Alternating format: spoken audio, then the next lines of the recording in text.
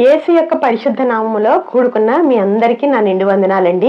ఈ దినము దేవుని యొక్క కృపాభరితమైన వాక్యం మీకు అందించడానికి నేను వచ్చాను. ఆ వాక్యం ఏంటంటే ధర్మశాస్త్రం. మామూలుగా మనం ధర్మశాస్త్రం గురించి ఎక్కువగా ధ్యానించం. ఎందుకంటే యేసు ప్రభు ఒకసారి తన రక్తాన్ని కార్చి ఒక బలియాగం అయినప్పుడు ఈ ధర్మశాస్త్రం అంతా కూడా కొట్టివేయబడిందని మన ఉద్దేశం. నిజంగానే రక్షణలోనికి వచ్చినప్పుడు, మనం పాప పరిహారం పొందినప్పుడు ధర్మశాస్త్రం యొక్క శాపము నుంచి మనం విమోచించబడ్డాం. ఇంకా ధర్మశాస్త్రంతో మనకి పని లేదు అనుకుంటామండి. కానీ ఈ ఆలోచన నిజమా కాదా అనే విషయం గురించి ఇప్పుడు మనం ఇక్కడ ఆలోచన చేద్దామండి. యేసు ప్రభువే స్వయంగా మత్తయి సువార్త 5వ అధ్యాయం 17వ వచనంలో ఏమంటారంటే, ధర్మశాస్త్రమునైనను ప్రవక్తల వచనములైనను కొట్టివేయుటకు నేను రాలేదు, కానీ అవన్నిటినీ నెరవేర్చడానికే నేను వచ్చాను అన్నారు. అంటే మనం వాటిని కొట్టివేయడానికి వీలు లేదు, ఎందుకంటే యేసు ప్రభువే వాటిని నెరవేర్చడానికి వచ్చానని చెప్పారు. ఈ విషయంలో మీరు నాతో ఒక మాట అనొచ్చు. ఏమంటే ఆయన బలైనప్పుడే అవన్నీ నెరవేర్చబడ్డాయండి, అది సమాప్తమైంది, ముగిసిపోయింది, మాకు ధర్మశాస్త్రం అవసరం లేదు అనొచ్చు. ధర్మశాస్త్రం ఏమంటది? కంటికి కన్ను పంటికి పన్ను అంటది. మనం రక్షణ పొందక ముందు అనేక పాపాలు చేస్తుంటాం, అందుకని అనేక పాప శిక్షలు మన మీద పడాలి. అవన్నీ కూడా ఒక్కసారి మనం రక్షణ పొందాక అవన్నీ యేసు రక్తంలో కొట్టివేయబడ్డాయి, ఇందులో ఏ సందేహం లేదు. కానీ ధర్మశాస్త్రాన్ని మనం ఎందుకు పాటించాలి అంటే, ధర్మశాస్త్రంలో 10 ఆజ్ఞలు ఉంటాయి. వీటిని ఎందుకు పాటించాలి అంటే, వాటి యొక్క ప్రస్తావన పదే పదే కొత్త నిబంధనలోనే వస్తుందండి, యేసు ప్రభు నోటిలో నుంచే వస్తుంది. అందుకని మనం తప్పనిసరిగా వాటిని పాటించాల్సి ఉన్నాం. ఇంతవరకు మనం పాటించలేకపోయాం, యేసు రక్తంలో కడగబడ్డాం సరే, కానీ ఇక ముందు కూడా పాటించాలి అంటే యేసు రక్తంలో ఉండే విజయాన్ని పొందుకుని మనం పాటించగలం. కేవలము యేసు యొక్క ఆ గొప్ప కనికరమే మనల్ని పట్టుకుని ఉన్నప్పుడు వీటన్నిటినీ పాటించడానికి కావలసిన శక్తి, ఆయన ఆత్మశక్తి మనకు వస్తుందండి. అప్పుడు మనం తప్పనిసరిగా ఆ పర్ఫెక్షన్లోనికి వెళ్తాం. మనం సంస్కారం తీసుకుంటున్నాం కదా, సంస్కారం తీసుకుంటుంటే ఏమంటాము? యేసు రక్తంలో, యేసు శరీరంలో మనం అంగీకరించబడ్డాము, ఆయన శరీరంలో పార్ట్ అయిపోయాము అంటున్నాం కదా. మనం పైకి దేవుడి దగ్గరికి వెళ్ళాలంటే ఏంటి? ఆయన ఉన్నట్టుగా, ఆయన చెప్పినట్లుగా మనం చేస్తేనే వెళ్తామండి. ఈ ఒక్క సూత్రం మీకు అర్థమైతే దేవుని యొక్క 10 ఆజ్ఞలు యేసులో అన్నీ అవునన్నట్టుగానే ఉన్నాయని అంటారు కదా, అలాగా మనలో కూడా యేసు ఉంటే ఆయన 10 ఆజ్ఞలు కూడా మనకి అవునన్నట్టుగానే మన జీవితాల్లో నెరవేరుతాయండి. అలా చేయడానికి ఎవరు శక్తిమంతులంటే యేసు ప్రభువే శక్తిమంతులు. మరి ఇంకొక మాట కూడా అంటాడు ఆయన. ఏమంటాడంటే, శాస్త్రుల నీతి కంటేను పరిసయ్యుల నీతి కంటేను మీ నీతి అధికము కాని ఎడల మీరు పరలోక రాజ్యంలో ప్రవేశించరు అన్నారు. ఎంత ఖచ్చితంగా చెప్పారు ఆయన. అంటే ఈ 10 ఆజ్ఞల సారాంశమే కాదండి, ఇంకా ఎక్కువ. అంటే శాస్త్రులు పరిశీలి 10 ఆజ్ఞలు పాటిస్తారు, కానీ వారి నీతి కంటే మన నీతి అధికం కాకపోతే అసలు పరలోక రాజ్య ప్రవేశమే లేదని చెప్పాడు కదా ఆయన. అలాంటప్పుడు మనం చాలా జాగ్రత్తగా ఈ ఆజ్ఞలు పాటించాల్సి ఉన్నాం కదా. రోమాపత్రిక 8వ అధ్యాయం 4వ వచనంలో ఏముంటుందంటే, శరీరానుసారంగా కాకుండా మనం ఆత్మానుసారంగా ప్రవర్తిస్తే ధర్మశాస్త్రం యొక్క నీతియుక్తమైన పరిపూర్ణత మనలో నెరవేరుతుంది అని పౌలు భక్తుడు రాశాడండి. అంటే నువ్వు నీతిగా దేవుళ్ళలో జీవించాలి అంటే నువ్వు శరీరానుసారంగా కాకుండా ఆత్మానుసారంగా నడుచుకో అని క్లియర్గా పౌలు భక్తుడు కూడా రాశాడు. అంటే నీతియుక్తమైన ఒక బలిని మన దేహమే సర్వాంగ యాగముగా మనం దేవుడికి అర్పించాలి కదా. సర్వాంగ యాగముగా అర్పించాలి అంటే ఏంటంటే అది ఆత్మానుసారమైన బలి, నీతియుక్తమైన ఆత్మానుసారమైన బలి. ఎప్పుడు ఇస్తామండి? ఎప్పుడు ఇవ్వాలనిపిస్తుంది? అది మనం శరీరానుసారంగా నడుచుకొనప్పుడు మాత్రమే సర్వాంగ హోమముగా మన దేహాన్ని మనం అర్పించగలుగుతాం. అందుకే కదా యేసే ఏమన్నాడు? నా సిలువ నేను ఎత్తుకుని నడిచాను, కానీ మీరు మీ సిలువ ఎత్తుకుని నన్ను వెంబడించండి అన్నాడు. మీ సిలువలు ఎత్తుకోవడం అంటే ఏంటి?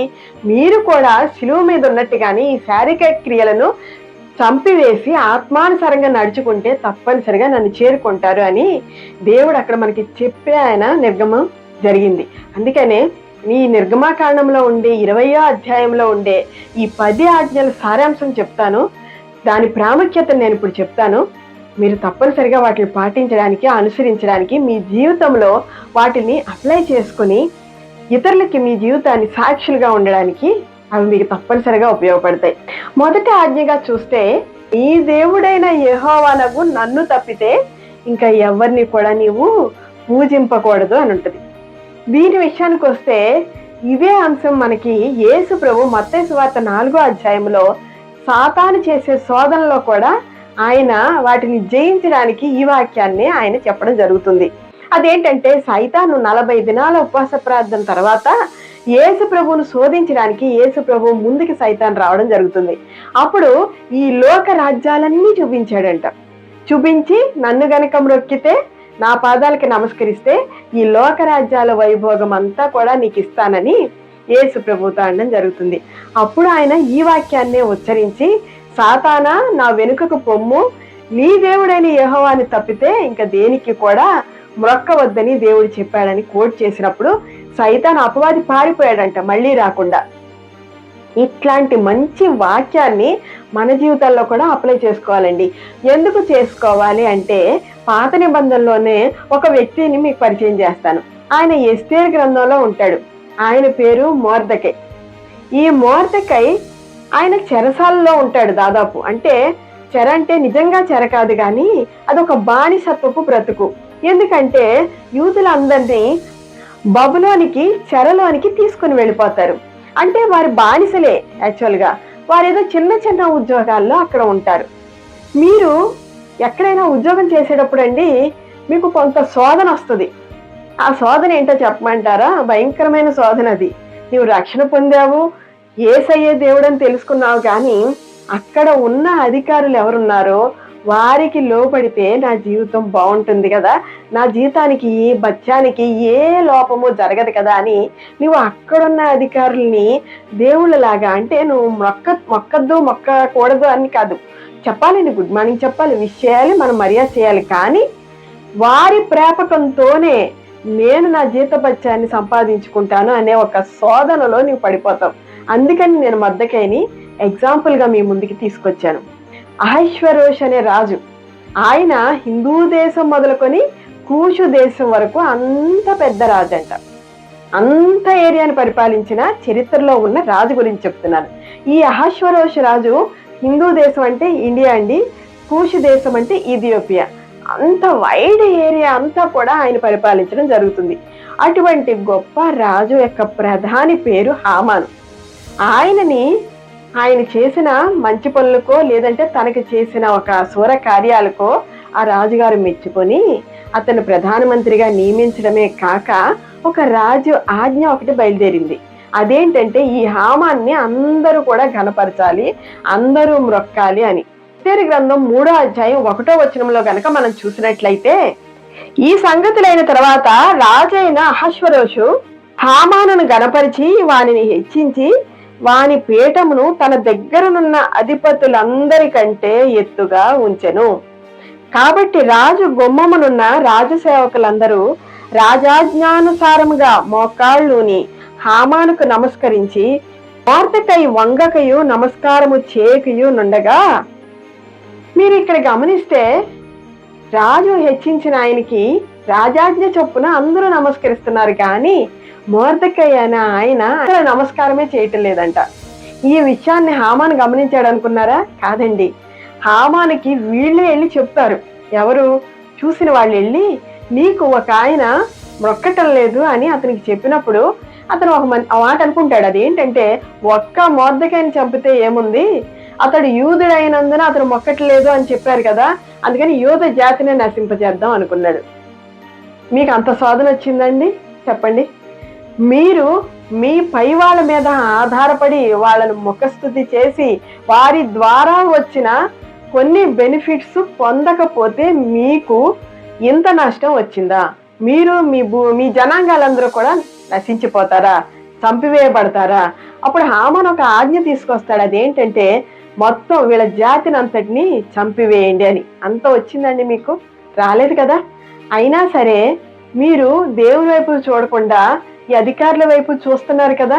అందుకే చెప్తున్నాను, అధికారిని గౌరవించండి, కానీ ఆధారమే, అతనే ఆధారము సర్వస్వము అనుకోవద్దు. అది ఎలాంటి పాపం అవుతుంది? ఈ మొదటి ఆజ్ఞను మీరు అతిక్రమించినట్లే. నీ దేవుడైన యెహోవాను మాత్రమే నీవు మ్రొక్కాలి. ఇప్పుడు సైతాను యేసు ప్రభుకి ఎంత ఆశ చూపించాడు? లోకరాజ్యాలన్నిటికీ నీవే అధిపతివి అన్నాడు.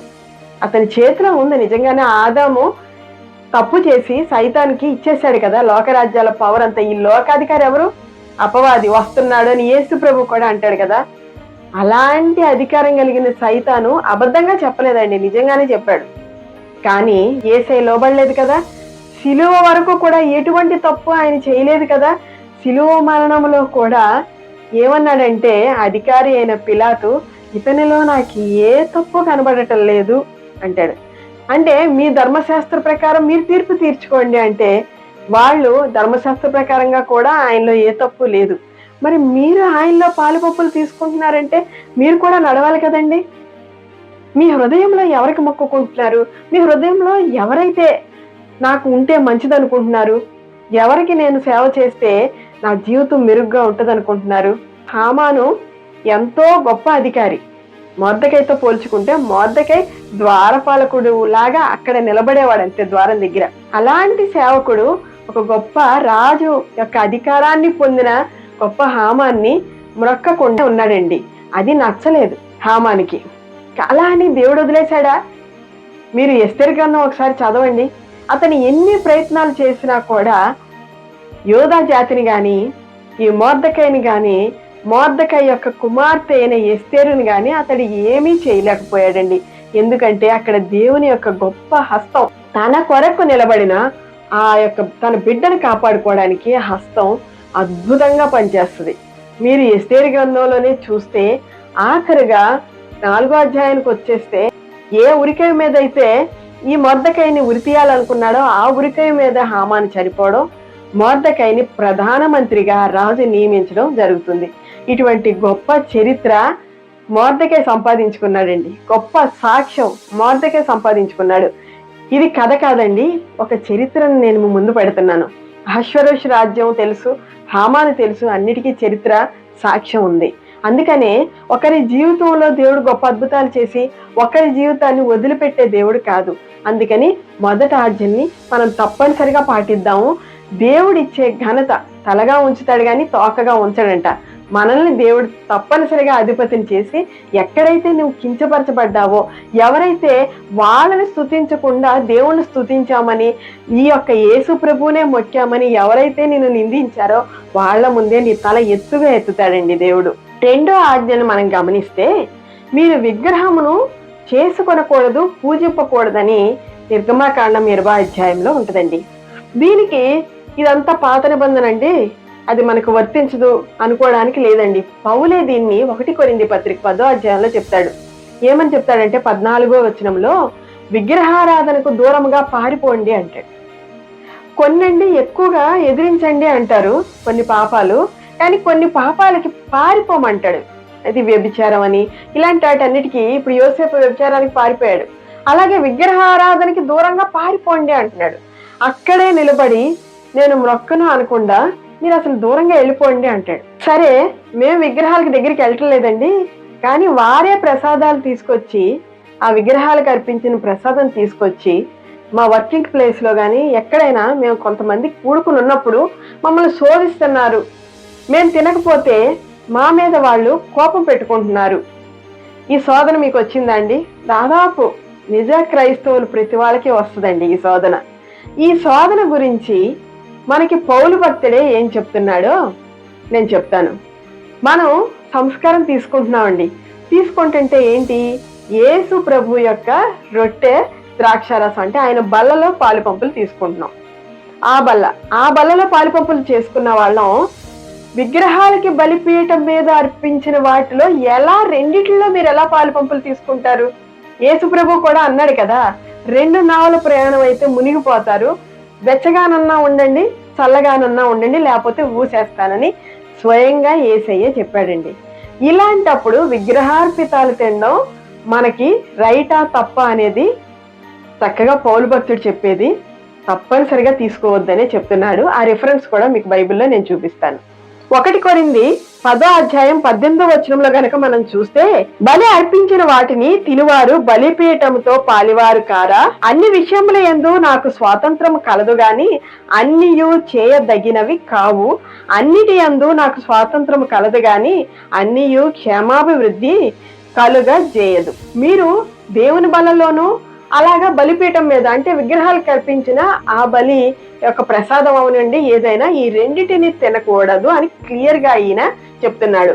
అలా అని విగ్రహార్పితంలో ఏమైనా ఉన్నదా అంటావేమో. విగ్రహార్పితంలో ఏమీ లేదు, కానీ మన మనస్సాక్షి చెడిపోకుండా మనం అలాంటి వాటిల్లో ఏమాత్రమో పాలి పంపులు తీసుకోవద్దు. ఎందుకంటే 2 నావల మీద 2 సంగళ్ళ మీద ఎవరు కూడా ప్రయాణం చేయలేరు. ప్రయాణం చేస్తూ మునిగిపోతారు, అంటే దేవుని దాకా వెళ్ళరు అనేది చాలా క్లియర్ గా ఈయన చెప్తున్నారు. ఇప్పుడు మీకు ఇంకో డౌట్ వస్తుందండి, అదేంటంటే నేను విగ్రహార్పితమైనది ఏది కూడా తినటం లేదండి, నేనే తప్పు చేయటం లేదు, కానీ ఒక అంగడికి లేదంటే ఒక రెస్టారెంట్ హోటల్ దేనికైనా వెళ్ళాం, అక్కడ మనకి వాళ్ళు ఇచ్చే ఆహార పదార్థాల్లో విగ్రహార్పితాలు ఉంటాయి కదండి అని మీరు అడుగుతారు. అది తింటాం, అదొకటండి. రెండో అంశం ఏంటంటే ఎవరైనా ఇంటికి వెళ్ళినప్పుడు వాళ్ళు విగ్రహార్పితాలు ఏదన్నా ఆ విందులో కలిపి పెట్టారేమో, అది మాకు తెలియదు కదండి, అది మేము తిన్నాము, అప్పుడు మేము దోషులం అవుతామా కామా? ఇది మీరు అడిగినప్పుడు దీనికి కూడా అక్కడే ఉందండి. 1 కొరింథీ 10:25 ఉంది. ఆ రిఫరెన్స్ మీకు చదివి వినిపిస్తాను. 1 కొరింథీ 10:25 మనస్సాక్షి నిమిత్తము ఏ విచారణ చేయక కటికవాని అంగడిలో అమ్మునదేదో దానిని తినవచ్చును. అవిశ్వాసుల్లో ఒకడు మిమ్మును విందునకు పిలిచినప్పుడు వెళ్ళుటకు మీకు మనస్సుండిన ఎడల మీకు వడ్డించినది ఏదో దానిని గూర్చి మనస్సాక్షి నిమిత్తము ఏ విచారణ చేయక తినుడి. ఎంత స్పష్టంగా రాశారో చూడండి. నీకు తెలియకుండా తింటే నువ్వు మనస్సాక్షి విషయంలో నీకు ఏ అభ్యంతరం లేదు, నీకు తెలియక తిన్నావు కాబట్టి నీకే దోషము ఉండదు. అక్కడ మనం ఆ విందులో కూర్చుని ఇది విగ్రహానికి అర్పించారా అది విగ్రహానికి అర్పించారా అంటే వారు చిన్నపోతారు. నిన్ను ఎవరైతే ఆప్యాయంగా పిలిచారో వాళ్ళకి చిన్న చూపు వచ్చేటట్టు మీరు చెయ్యొద్దు. మీకు ఇష్టమయ్యి ఆ విందుకు వెళ్ళారు కాబట్టి మీరు ఏ విధమైన ఆక్షేపణ చేయకుండా తినండి, మీరు ఏం అభ్యంతర పడద్దు. కానీ అది తెలిసి అయితే మాత్రం మీరు తినడానికి వీలు లేదు. ఇది ఇలా అర్పించామండి, ఇదిగోండి మీకు పెడుతున్నామంటే మీరు అభ్యంతరం చెప్పండి. కానీ మీకు తెలియకుండా ఉన్నప్పుడు ఎవరిని బాధ పెట్టే పని మీరు చెయ్యొద్దు అని క్లియర్గా ఇక్కడ బైబిల్లో ఉందండి. ఏదైనా అంగడికి వెళ్ళినప్పుడు తెలియక ఏదైనా తినాల్సి వచ్చినప్పుడు మనస్సాక్షి విషయమే మీరు ఏమాత్రము బాధపడకుండా తినండి. 3వ ఆజ్ఞగా నీ దేవుడైన యెహోవా నామమును నీవు వ్యర్థముగా ఉచ్చరింపకూడదు అని ఉంది. ఈ విషయంలో మనం యేసు ప్రభు మత్తయి సువార్త 5:34 తీసుకుంటే, మీరు దేవుని నామాన్ని వ్యర్థంగా ఉచ్చరించి ఆయన నామంలో ఒట్టు పెట్టుకోవద్దు అని ఉంటది. అది స్వయంగా యేసు ప్రభువే చెప్పాడండి. చాలా మంది గాడ్ ప్రామిస్ అంటారు. అది నిజమే కావచ్చు, కానీ దేవుని పేరు తీయద్దు క్లియర్ గా చెప్పాడండి. ఎందుకంటే ఆకాశం అంట ఆయన సింహాసనము, భూమి ఆయన పాదపీఠం అంట. దేని తోడని మీరు ఒట్టు పెట్టుకోవద్దు. నీ మాట అవునంటే అవును, కాదంటే కాదు. అంటే నువ్వు ఒక మాట అన్నావంటే ఇతను అబద్ధం చెప్పడు, ఇతని మాట రైటే అనేది ఇతరులకి తెలియాలంతే. అంతేగాని మనం ఎక్కడా ప్రామిసులు చేయకూడదు. అంతేకాకుండా వ్యర్థంగా ఉచ్చరింపకూడదు అంటే ఇలా ప్రామిసులకు వాడుకోవడమే కాదండి. మత్తయి సువార్త 5వ పరలోక ప్రార్థన ఉంటది కదా, దాంట్లో ఏమని ప్రార్థన చేస్తామంటే, ప్రభువా నీ నామం పరిశుద్ధపరచబడి గాక అని అంట. మీరు దేవుని నామాన్ని ధరించుకున్నప్పుడు లేదంటే దేవుని యొక్క పరిశుద్ధుల నామాన్ని ధరించుకున్నప్పుడు కేవలము ఆ మాట ఊరికే ఉచ్చరించడం కాదండి, దేవాన్ని నామం పరిశుద్ధపరచబడి గాక అని ఉచ్చరించడం కాదు, ఆ పరిశుద్ధ జీవితం నీకుందా లేదా. ఎందుకంటే ప్రకటనలో కూడా ఉంటది కదా, ఆయన నామమును వారి నొసళ్ళ యందు ముద్రించి వరకు మీరు అసలు భూమి మీద ఏ తెగులు పంపించదని పరలోకంలో పరిశుద్ధ దూతలకి ఆజ్ఞ ఇవ్వడం జరుగుతుంది. అంటే యేసునామం ఎక్కడుందండి? ఇక్కడ ఉందన్నమాట. యేసునామం మనం ఎప్పుడైతే క్రైస్తవులు పిలువబడుతున్నామో చూసేవారికి యేసునామాన్ని ధరించుకున్న వాళ్ళంగానే కనిపిస్తాం. అందుకని మనలో ఉన్న ప్రతి తప్పుని వారు గమనిస్తారండి. యేసు ప్రభువుని నమ్ముకోండి అని చెప్పడం చాలా సులభం, కానీ నీ జీవితాల్లో యేసుని చూపించడం చాలా కష్టం అండి. వారు నీవు చెప్పేది వినరు, కానీ నువ్వు చేసేది చూస్తారు. అతను క్రైస్తవుడంట, కానీ అతని తప్పు చేశాడంట అని బయటికి చెప్పుకుంటారు. అందుకని ఆయన నామాన్ని పరిశుద్ధపరచాలి అంటే అది మన చేతుల్లోనే ఉందండి. ఈ జీవితాన్ని వాళ్ళు చూసినప్పుడు, వారు ఏదో సహాయానికి మీరు వచ్చినప్పుడు వారి గురించి ప్రార్థించి వారికి మేలు చేయండి. ఇంకా 4వ ఆజ్ఞగా చూస్తే నిర్గమకాండం 20వ అధ్యాయం 8వ వచనంలో విశ్రాంతి దినమును పరిశుద్ధంగా ఆచరించుటకు జ్ఞాపకం ఉంచుకొనుము. విశ్రాంతి దినాన్ని మనం పాటిస్తున్నాం కదండి. 6 రోజులు మనుషులవి, అంటే మనకు కావలసిన కార్యక్రమాలన్నీ చేసుకుంటున్నాం. కానీ 7వ రోజు ఎవరిదంట? దేవునిది. అంటే కేవలము మనం దైవ సన్నిధిలోనే గడపాలనేది దేవుని యొక్క ఆజ్ఞ. దీని విషయం పౌలు భక్తుడు ఏమంటున్నాడంటే, పండుగ అమావాస్య విశ్రాంతి దినమును అను మాటి విషయంలోనైనను మీకు తీర్పు తీర్చనెవనికి అవకాశము ఇయ్యకుడి. ఇక్కడ మనం విశ్రాంతి దినాన్ని, అది పాత నిబంధన కదండి, మనం ఎందుకు పాటించాలి అనుకుంటే, పౌలు భక్తుడే తప్పనిసరిగా పాటించి ఈ లోకస్తులకి మిమ్మల్ని తీర్పు తీర్చడానికి ఒక అవకాశం ఇవ్వద్దు అని చెప్తున్నాడు క్లియర్గా. అంటే మనం కూడా విశ్రాంతి దినాన్ని ఆచరింపబద్ధులమై ఉన్నాము. వారానికి ఒకరోజు దైవ సన్నిధిలో గడపాలి. అది మీరు ఎక్కడ గడిపారని నేను అడగట్లా, కానీ దైవ సన్నిధిలో గడపాలి. దేవుని యొక్క ఆలోచనలోనే గడపాలండి. ఆ రోజు నీకు ఇష్టమైన కార్యాలు జరిగించకుండా దేవుని యొక్క కార్యాల్లో నువ్వు ఆ రోజు ముమ్మరంగా ఉండమని దేవుడు చెప్తున్నాడు. అపోస్తలుల కార్యాలు 20వ అధ్యాయం 7వ వచనంలో పౌలు ఆదివారమున రొట్టె విరుచుటకు ఒక ప్రదేశంలో, ఒక మేడగదిలో మేము కూడుకున్నాము అంటారనమాట. అపోస్తలుల కార్యం 20వ అధ్యాయం 7వ వచనంలో ఆదివారమున మేము రొట్టె విరుచుటకు కూడుకున్నప్పుడు పౌలు మరునాడు వెళనయుండి వారితో ప్రసంగించుచు అర్ధరాత్రి వరకు విస్తరించి మాట్లాడుచుండెను. మేము కూడి ఉన్న మేడగదిలో అనేక దీపములుండెను. ఆయనకి 2వ రోజు ప్రయాణం ఉందంటండి. అయినా సరే అర్ధరాత్రి దాకా ఆ మేడగదిలో అనేక అంశాల గురించి దేవుని యొక్క సన్నిధిలో వాళ్ళు ఉన్నట్టుగా చూస్తాం. ఎంతవరకు ఉన్నారంటే, అక్కడ కిటికీ దగ్గర ఒక కురవాడు కూర్చుని ఉంటాడు. ఎంత చక్కగా వింటూ అతనికి నిద్ర వచ్చి జోగి కింద పడిపోతాడండి. పడిపోయినప్పుడు అతను చనిపోవడం జరుగుతుంది. కానీ అక్కడ మీరు ఒక విషయం గమనిస్తే, పౌలు వెంటనే కిందకి దిగెళ్ళి అతన్ని కౌగిలించుకుని అతన్ని బ్రతికించి పైకి తీసుకొస్తాడు. అక్కడితో అయిపోయిందండి? అవలేదు. తెల్లవారు వరకు కూడా వారందరూ కూడా దేవుడి సన్నిధిలో ఆనందిస్తూ ఉన్నారని ఇదే అధ్యాయం మీకు చదివితే అర్థమవుతుంది. అంటే అక్కడ ఏ డిస్టర్బెన్స్ లేకుండా దేవుని సన్నిధి కొనసాగాలని పౌలు భక్తుడు ఆశించాడండి. మరి నీ జీవితంలో దేవుని సన్నిధిని ఎంత ఆసక్తిగా గమనిస్తున్నావు? ఎంత ఆసక్తిగా నెరవేర్చాలనుకుంటున్నావు? వారానికి ఒక్కరోజు, కనీసం ఒక్కరోజైనా దైవ ధ్యానంలోను దైవ వాక్యంలో గడుపుతున్నావా? ఇది దేవుని యొక్క 10 ఆజ్ఞల్లో ముఖ్యమైన ఆజ్ఞ అండి. 5వ ఆజ్ఞగా చూస్తే నిర్గమకాండం 20వ అధ్యాయం 12వ వచనంలో నీ తండ్రిని తల్లిని సన్మానించుము అని ఉంటుంది. ఇది అందరికీ వర్తిస్తుందండి. అందరూ ఎక్కడో ఒక చోట ఈ విషయంలో పొరపాటు చేసే ఉంటారు. కానీ ఈ విషయం ఇక్కడితో అయిపోయిందా పాత నిబంధనతో? కొత్త నిబంధనలో కూడా ఉందా అంటే మీకు ఒక రిఫరెన్స్ చూపిస్తాను. ఎఫెసీయులకు పౌలు రాసిన పత్రికలో 6వ అధ్యాయం 1వ వచనంలో, పిల్లలారా ప్రభువునందు మీరు తల్లిదండ్రులకు విధేయులై ఉండుడి, ఇది ధర్మమే, నీకు మేలు కలుగునట్లు నీ తల్లిని తండ్రిని సన్మానించుము. అన్ని ఆజ్ఞలే ఉంటాయి కానీనండి, ఈ ఆజ్ఞకి దేవుడు ఒకటి యాడ్ చేస్తాడు. అదేంటంటే నీవు దీర్ఘాయుష్మంతుడగునట్లు అంటాడు. అంటే ఈ ఆజ్ఞ పాటించిన వానికి ఒక బహుమతి ఉంది. అదేంటంటే దీర్ఘాయువు అండి.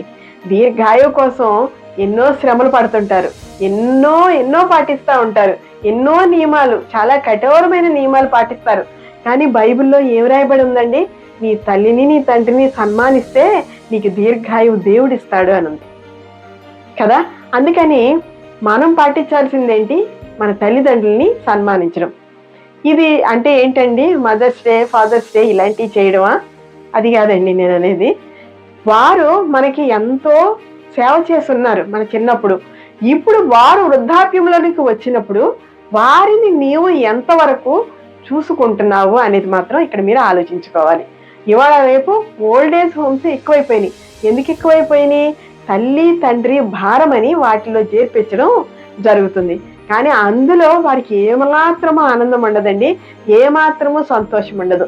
నీ డబ్బుతో నువ్వు ఎంత గొప్ప ఆహారాన్ని అక్కడ వారికి అందించినా, ఎన్ని గొప్ప సర్వీసులు వారికి అందించినా, నీ దగ్గర మీ యొక్క చేతి స్పర్శతో ఉండే ఆనందమే వారికి ఆరోగ్యాన్ని ఇచ్చి బలం ఇచ్చి వారు అనేక దినాలు ఆరోగ్యంగా బతకడానికి సహాయం చేస్తుంది. కానీ ఓల్డ్ ఏజ్ హోమ్లో ఎంత శుశ్రూష చేసినా కూడా వారికి ఆ సాటిస్ఫాక్షన్ ఉండదండి.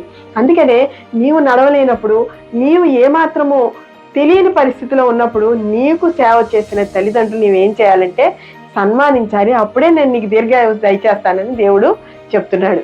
మత్తయి సువార్త 15:4 కూడా తల్లిదండ్రులను గణపరచమని తండ్రినైనను తల్లినైనను దూషించేవాడు తప్పక మరణము పొందవలనని దేవుడు సెలవిచ్చెను. మీరైతే ఒకడు తన తండ్రినైనను తల్లినైనను చూచి నా వలన నీకేది ప్రయోజనకరమగునో అది దేవార్పితమని చెప్పిన ఎడల అతడు తన తల్లినైనను తండ్రినైనను గణపరచనక్కర్లేదని చెప్పుచున్నారు. ఇది చూసారా, ఇది కూడా యేసు ప్రభు ఆ ధర్మశాస్త్రోపదేశకుల్ని వీళ్ళందరినీ చూసి మీరు ధర్మశాస్త్రాన్ని ఎలా భ్రష్టు పట్టిస్తున్నారంటే మీకేదైనా కొంత కానికిస్తే నీ తల్లి తండ్రిని గణపరచక్కర్లేదు అని దాన్ని భ్రష్టు పట్టిస్తున్నారు అని చెప్తున్నారు. నిజమేనండి, ధర్మశాస్త్రాన్ని పాటిస్తానే దాని స్వలాభానికి వాడుకునే వాళ్ళకి దేవుడు ఎంతో గద్దించాడండి. అందుకని తల్లిని తండ్రిని సన్మానించడంలో ఏ అడ్డదారి లేదండి. ఎక్కడ కూడా మనం వాళ్ళని వదిలించుకుని మనం సుఖంగా ఉందామని ఆనాడు ఆ టైంలో యేసు ప్రభు గద్దించాడే ఆ పరిచయల్ని. ఆ విధమైన గద్దింపు మనకు వద్దండి. మన తల్లిదండ్రులను మనం హృదయపూర్వకంగా ప్రేమిద్దాము. నీ అత్తని నీ మామని కూడా ఓ స్త్రీ ఓ పురుషుడా మీరు కూడా హృదయపూర్వకంగా వారు కూడా నా యొక్క భార్య తల్లిదండ్రులు లేదంటే నా భర్త తల్లిదండ్రులు అని ప్రేమించండి, వాళ్ళని కూడా ఆదరించండి. దేవుడు నీకు దీర్ఘాయువుని దయచేస్తాడు. ఇంకా మిగిలిన 5 ఆజ్ఞల గురించి మనం వచ్చే వారం ప్రస్తావిస్తానండి. యేసయ్యా మహోన్నతుడా, గొప్ప దేవుడా, ఘనదేవుడా, నీకే వందనాలు ప్రభా. అయ్యా నీ 10 ఆజ్ఞల గురించి నువ్వు ఎంత శ్రద్ధ వహిస్తున్నావో, వాటిని పాలించే వాళ్ళని నువ్వు ఎంత ఆశీర్వదిస్తున్నావో అనేక ఉదాహరణలు ఉన్నాయి ప్రభా. కన్న తండ్రి, దయచేసి ఈ యొక్క ఆజ్ఞలన్నిటినీ మేము మా జీవితాల్లో పాటిస్తూ ముందుకు సాగడానికి ఆత్మానుసారంగా నడుచుకుని శరీరేచ్ఛలను నెరవేర్చకుండా, శరీర నియమాన్ని పాటించకుండా దైవ నియమములో నీతియుక్తమైన మా సర్వాంగ హోమ బలిని నీకు అర్పించడానికి మమ్మల్ని శక్తిమంతుల్ని చేయమని యేసయ్య అతి పుణ్యనామములో ఇక్కడ కూడి ఉన్న బిడ్డలందరికీ ఆత్మశక్తిని దయచేయమని అడిగి వేడుకొనిచున్నాను తండ్రి. ఆమెన్. మీరు ఇంకా అనేక వాక్యాలు ఇలాంటి వినాలనుకుంటే మా యూట్యూబ్ ఛానల్ ఉంది శాంతి ఒడుగు అని, వాటిలోకి వెళ్ళి విని ఆశీర్వదించబడండి. అనేకులకి మీరు ఈ వాక్యాలు షేర్ చేయండి. తిరిగి కలుసుకునే పర్యంతం దేవుడు మిమ్మల్ని బహుగా దీవించి ఆశీర్వదించును గాక. ఆమెన్.